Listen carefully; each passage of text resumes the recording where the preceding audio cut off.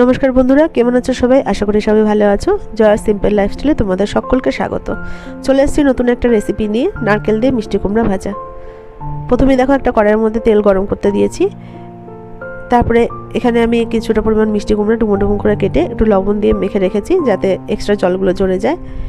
এবারে নিয়েছি নারকেল কোড়া, নিয়েছি দুটো শুকনো লঙ্কা আর কালো জিরে।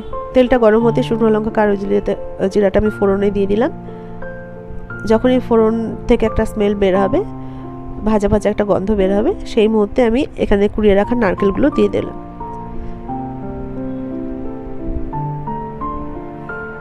আঁচটা কিন্তু মিডিয়াম রেখে রান্নাটা করতে হবে। এরপরে নারকেলটা যখন একটু লাল লাল করে ভাজা হবে, তারপরে আমি এখানে দিয়ে দিলাম কাঁচা লঙ্কা,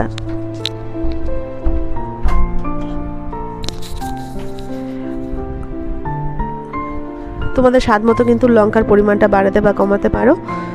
এবারে মিডিয়াম আঁচে, আমার পুরো রান্নাটা কিন্তু মিডিয়াম আঁচে করতে হবে। এবারে যখন নারকেলটা একটু ভাজা ভাজা হয়ে যাবে, একটু তেল ছাড়তে শুরু করবে, তারপরে আমরা এখানে কেটে রাখা মিষ্টি কুমড়াগুলো দিয়ে দিলাম। তারপরে দিয়ে দিলাম হলুদ আর স্বাদ মতো লবণ। এই রান্নাটা কিন্তু ঢেকে ঢেকে করতে হবে, খেতে কিন্তু ভীষণ ভালো লাগে। ডাল দিয়ে বা নিরামিষ কোনো দিনে তোমরা কিন্তু এটা অবশ্যই করে নিতে পারো, বা ঘি দিয়ে মেখে এইটা খেতে ভীষণ ভালো লাগে। তারপরে দিয়ে দিলাম অল্প করে চিনি।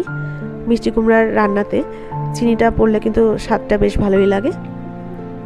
রান্নাটা কমপ্লিট হয়ে গেছে, এবার কিন্তু নামিয়ে নেব। যদি তোমাদের আমার রেসিপিটা ভালো লেগে থাকে, প্লিজ আমার চ্যানেলটাকে সাবস্ক্রাইব করে দিও, আমার পেজটাকে ফলো করে দিও। ভালো থেকো, সুস্থ থেকো। তাহলে আজকের মতন টাটা।